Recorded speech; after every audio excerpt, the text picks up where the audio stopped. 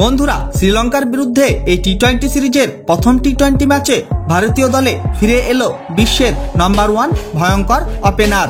আর এই ভয়ঙ্কর প্লেয়ার হলো রোহিত শর্মারও বাপ।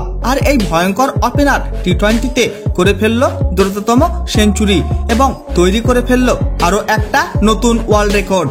আর এই ভয়ঙ্কর ওপেনারের নাম শোনা মাত্রই ভয়ে থরথর করে কাঁপতে লাগলো পুরো শ্রীলঙ্কার টিম।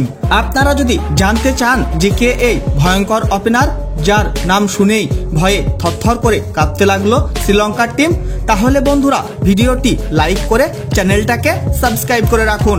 বন্ধুরা, শুরু হতে যাচ্ছে ভারত এবং শ্রীলঙ্কার মধ্যে 3টি টি-20 এবং 3টি ওডিআই ম্যাচের সিরিজ।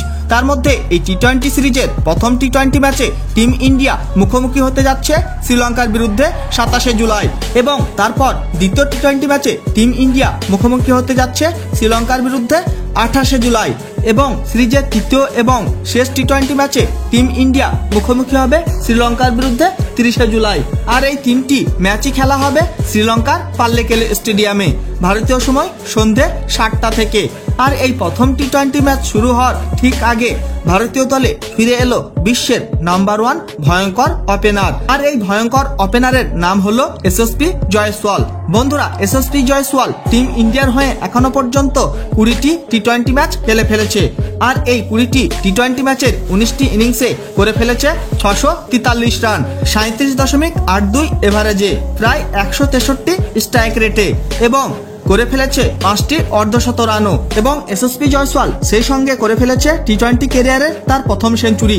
এবং এসএসপি জয়সওয়াল এই সেঞ্চুরিটা করেছিল এশিয়ান গেমসে নেপালের বিরুদ্ধে মাত্র 48 বলে।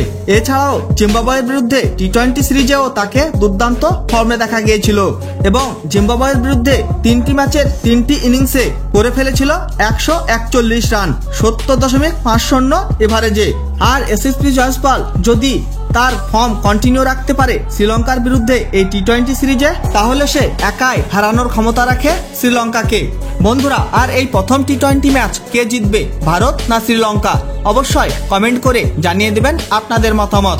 বন্ধুরা, ভিডিওটি শেষ পর্যন্ত দেখার জন্য ধন্যবাদ জানাই। তাহলে দেখা হবে নেক্সট কোনো ভিডিওতে।